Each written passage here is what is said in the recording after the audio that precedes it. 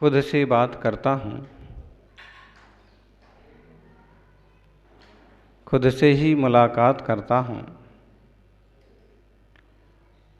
खुद से बात करता हूँ, खुद से ही मुलाकात करता हूँ। ब्रह्म कहीं समाया है मुझ में ही, इसलिए खुद में ही ब्रह्म की तलाश करता हूँ। उत्तम ब्रह्मचर्य का मंगलमय दिवस है। निज ब्रह्म स्वरूप में रमने का, आचरण करने का मंगलमय उपदेश इस दिन श्रवण करने को मिलता है। अब्रह्म में प्रवृत्ति करना और अब्रह्म में चर्या करना तो चला आ रहा है अनादिकाल से, सिखाना नहीं पड़ता है। तिर्यंच भी एक दूसरे के पीछे दौड़ते रहते हैं, नर मादा के पीछे लगे ही रहते हैं। यहाँ तक कि पेड़ पौधे और बेलें भी आपस में एक दूसरे से लिपट जाते हैं। ये उनका ब्रह्म ही है। बोलो, पेड़ पौधे कौन सा पाप करते हैं बताओ?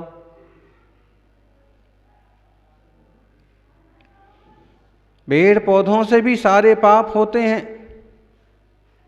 हिंसा भी होती है, वो हिंसा भी करते हैं, उनका जब बस चलता है।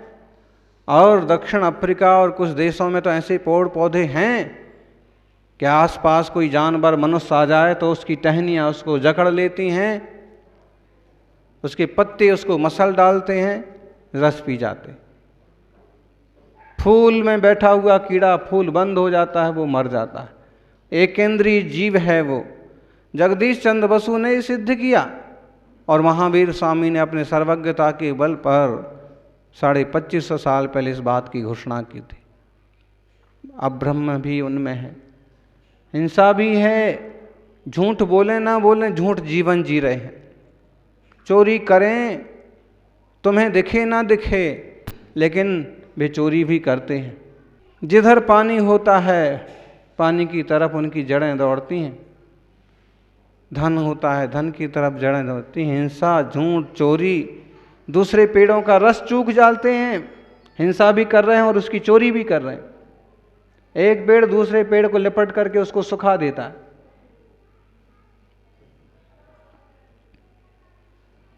कुशील भी है, लिपटे हुए हैं। परिग्रह भी है, फलों का, धन की तरफ जड़ें जाती हैं। कीमती चीजों को, कीमती वृक्षों को वो अपने आगोश में ले लेते हैं, परिग्रह।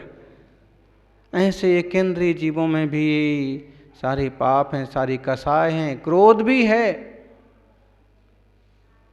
अग्नि का क्रोध देखा? ऑस्ट्रेलिया के जंगल साफ हो गए और अरबों जीव जल के राख हो गए। अग्नि का क्रोध है। किसने लगाई है, कैसे हुआ है, क्यों लगी है, ये सारे प्रश्न उत्तर वैज्ञानिक खोजते रहें, लेकिन महावीर स्वामी ने कहा है कि इनमें भी कसाय हैं। और जरा सा कहीं आसरा मिला और दुश्मन मिले, और दुश्मन की ना दुश्मन परिग्रह के बस होकर के सबको खा जाएगी। अग्नि का क्रोध है। वायु का क्रोध देखा? गांव के गांव उड़ जाते हैं, उजड़ जाते हैं। जब चक्रवात आता है तो शहर के शहर वीरान हो जाते हैं। पृथ्वी का देखा? जब नाराज होती है तो जैसे भूकंप फटता है, लावा निकलता है। और एक दूसरे का देखना, समुद्र में एक तरफ पानी भरा हुआ और एक तरफ चट्टानों से लावा निकल रहा है। पानी और लावा दोनों में द्वंद्व चल रहा है, किसका अस्तित्व बचेगा। ऐसे अग्नि पानी का, ऐसे वायु अग्नि का द्वंद्व चलता है। दीपक जलने की कोशिश करता है,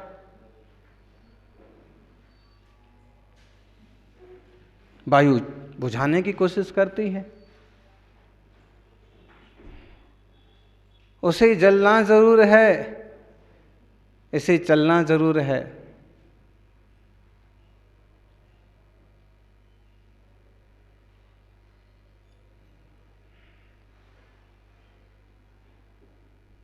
न इसका कसूर है न उसका कसूर है, दोनों कसायों से बंधे हुए।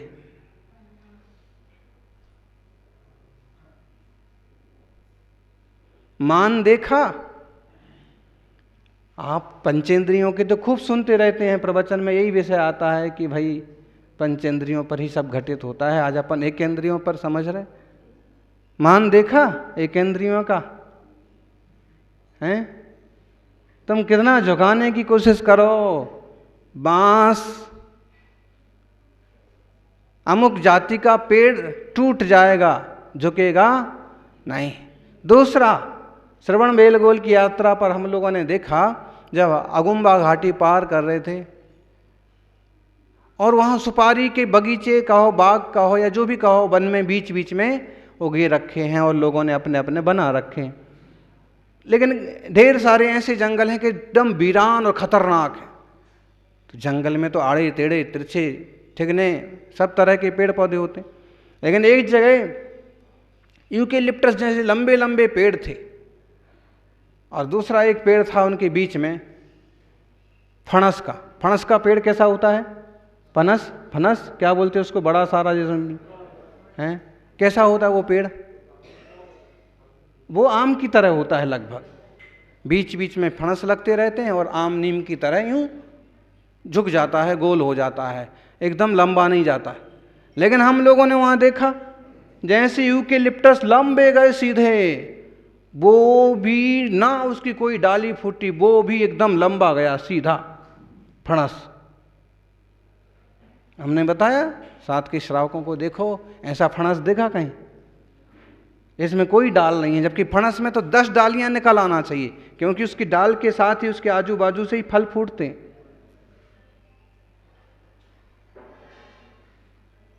एक इंद्रिय का मान, मैं इससे लंबा क्यों नहीं हो सकता? फणस किसकी स्पर्धा कर रहा? यूकेलिप्टस, जिसको फणस को जिसकी लंबाई मुश्किल से 30 फुट होना है, और यूकेलिप्टस जिसकी लंबाई 70, 80 और 90 फुट भी हो सकती है, वो फणस गया है 90 फुट तक। आम रूप से सामान्यतया उसकी ऊंचाई 25-30 फुट बहुत हो गई। उधर ही और ढेर सारे फणस के पेड़ रास्ते में देखे थे, वो इतने ही थे, 15 फुट, 20 फुट, 22 फुट। वो एक इकलौता ऐसा कि उस घने यूकेलिप्टस के जंगल में उनके आसपास खड़ा और उनके और ऊपर गया। दादागिरी, मान, मायाचारी तो होती है इनमें, हैं? छुई मुई का पेड़, चेतना है उसमें, और जरा सा कोई छूता है तो हैं? बोलते ना अपन किसी किसी, क्या छुई मुई बनते हो यार? छुई मुई मतलब जरा छुआ कि यूं मुरझा जाता है। क्या मुरझाता तो नहीं है, जैसे सो जाता है और थोड़ी देर बाद। मायाचारी भी है, चेतना है, इससे चेतना भी मालूम पड़ रही है। और लोभ तो है ही, हैं? दूसरे को लिपट करके उसका सारा रस पी जाएंगे, दूसरी बेलों को, दूसरे पेड़ को। एक पेड़ दूसरे पेड़ में उगाते हैं और वो उसको पहले वाले को लगभग खा ही जाते हैं पूरा। ढेरों पेड़ देखे थे हमने ऐसे एक यात्रा में, खजूर के ऊपर पीपल, कहाँ पर? ढेर सारे, इधर फिर 10 कदम पर, फिर 20 कदम पर।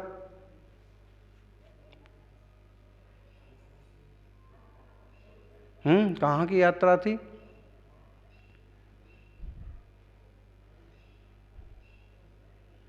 शायद गिरनार जी की यात्रा के आसपास कहीं।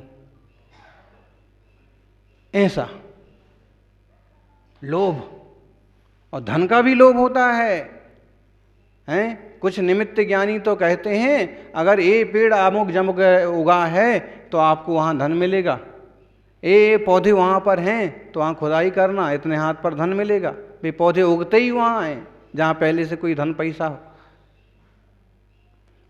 उनकी जड़ें उस दिशा में बढ़ती हैं। ये लोभ है।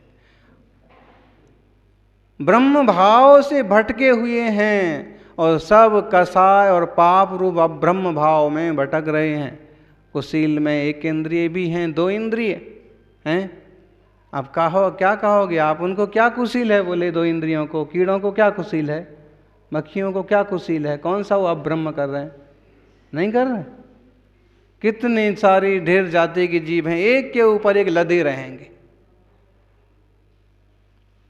ना उनको पता है उस ज्ञान से कि हम क्या कर रहे हैं, और देखने वाले भी समझते हैं कीड़े हैं, कीड़े हैं। और जब उसकी अध्यात्म से व्याख्या देखो तो अब ब्रह्म भाव है। मच्छर भी 2-3-4 इकट्ठे हो जाते हैं कभी कभी, और मक्खियां तो एक के ऊपर एक यूं देखी जाती हैं। ढेरों बार वो यूं लड़ते झगड़ते या प्यार करते करते और पानी में गिरती हैं, तगारी में गिरती हैं, मरती हैं। अब आपको क्या पता है कि लड़ रही थी क्या प्यार कर रही थी? वो नपुंसक वेद है उन सब का, लेकिन अब ब्रह्म भाव मनुष्यों से भी गहरा है।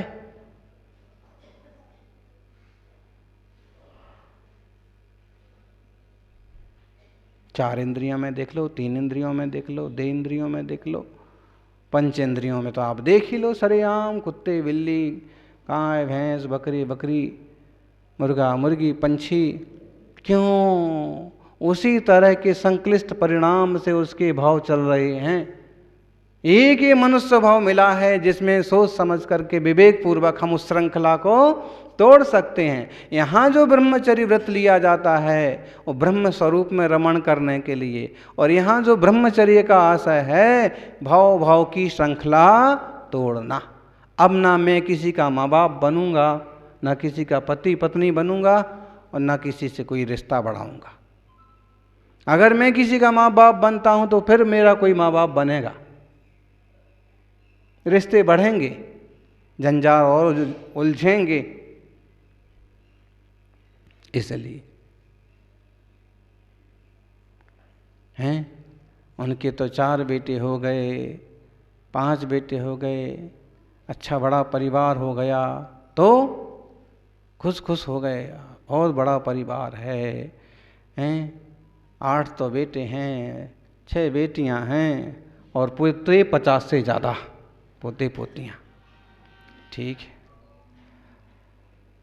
है, बताइए। और संसार के बढ़ने पर बड़ी खुशी मना रहे, जबकि ज्ञानी कहते हैं संसार का बढ़ना अरे नरदेह की है हार है।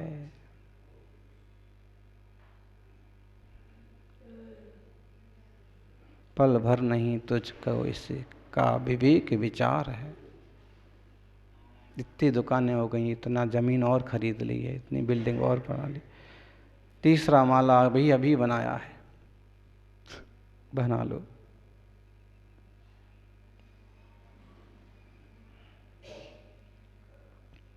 क्यों उलझा हुआ है ये जीव? विचार करो कभी। बस इसी में ये मकड़ी के जाले ही बुनता रहता है। और मालूम फिर मकड़ी कौन बनता है? ऐसे ही जाले बुनने वाला मकड़ी बनता है। आज विकल्प के जाले बुन रहे हो आप, निरंतर जाले बुन रहे हो। और आप क्या, अगर सम्यक ज्ञान पूर्ण विवेकी ना हो तो त्यागी वृत्ति भी किसी ना किसी तरह के जाले बुनते रहते। जाले मतलब संकल्प विकल्प के जाले। का बस यहाँ से अभी तो जाना है महाराज जी के पास, और महाराज जी के पास से वहाँ जो उपवास किए ना वो अपने रिश्तेदार हैं तो उनसे भी मिलते आना है। फिर वहाँ जो है प्रतापगढ़ में दुकान वाले से कुछ लेना देना है तो वो भी करते आना है। और फिर स्टैंड पर जो है ना वो पान वाले का पहले का कुछ लेना देना बाकी है तो उसका भी करते आना है। और ये कि 1 घंटे भर की यात्रा में आपके 1000 जाले, वो ना मिला तो क्या करेंगे? अगर वो दुकान बंद हुई तो क्या हुआ? कहीं वो कोरोना के कारण से कोई पुलिस वाली ने बीच में पकड़ लिया तो क्या करेंगे? गाड़ी में ज़्यादा लोग हो गए हैं और ऐसे में कोई और आने को कहने लगा तो मैं उसे कैसे टालूंगा? कितने सारे विकल्प पर विकल्प चलते कि नहीं चलते हैं? ऐसे यहाँ बैठे हो एकदम खेत के बिजूके की तरह शांत। खेत में वो पुतला बना देते ना कि जिसको देख करके पंछी डर के भाग जाते, उसे क्या बोलते हैं? बिजूका बोलते, खाग भगोड़ा बोलते। जैसे यहाँ बैठे हो ना ज्ञानी, ऐसे ही घर में और दुकान में बैठो तो 2-3 भाव से ज्यादा लो उलझा, एक जाला और बुना। अब किसकी घंटी है? पहले यही चल रहा है, लेने वाली है कि देने वाली है, कि रिश्तेदार की है कि फरिश्तेदार की है। और उसके बाद फिर नंबर भी देखा, तो अब बात करूं कि ना करूं, और देखा कि घर वाली का है, तो अब तो करता हूं तो आधा घंटा खराब होता है। कहाँ गए थे, क्या कर रहे हो, कहाँ बैठे हो, महाराज क्या बोल रहे हैं, उनसे मिले कि नहीं, इनसे मिले कि नहीं हैं। और तो मेरे को भी तो कह सकते थे, मैं भी तो चल सकती थी, और मैं लेट हो रही थी तो तुमको क्या मर रहे थे क्या, 10 मिनट रुक जाते। और फिर अभी अब किसका है, अब ना उठाऊं तो आफत। मैंने 2 बार घंटी बजाई, बोलो कहाँ थे, अब बोलो कहाँ थे हैं? मंदिर में बैठा था। अरे मंदिर में भी तो लोग फोन तो करते ही हैं,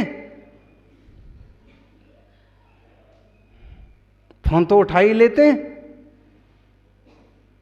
हम जानते हैं तुमको अच्छी तरह से, कम से कम उत्तम ब्रह्मचर्य का तो दिन का तो ध्यान रख लेते। और लो,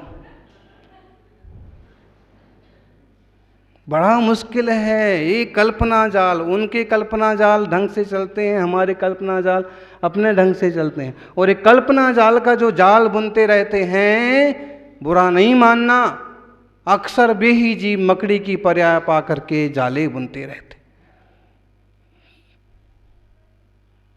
घंटे भर में मकड़ी इस गेट के बराबर जाला बना लेगी, और 2-2 दिन नहीं लगते हैं उसको, घंटा आधा घंटा, बरसों का अभ्यास है। और उसका आप जाला देखना, मकड़ी का माया जाल ऐसा वेस्ट बनता है, सलीके से बनता है कि अच्छा बुनाई करने वाली कोई महिला भी उतना बढ़िया तुम्हारे लिए सूट नहीं बना सकती है, टोपा नहीं बना सकती, मफलर नहीं बना सकते वो, जितना वो बढ़िया वो बनाते हैं मकड़ी का जाल। और उसका जाल देख करके कभी देखो, उसका माया जाल, और रोज रोज वहाँ दिखती है। इसका मतलब रोज बनाती नहीं है वो, सिर्फ सफाई करती है, कहीं टूट गया है तो जोड़ती है। और दिखने में इतना सुंदर बनाया है, और उस सुंदर में आते हुए जीव फंसते जाते हैं। और जो ज़्यादा सुंदर दिखे, समझना कुछ ना कुछ खतरा है।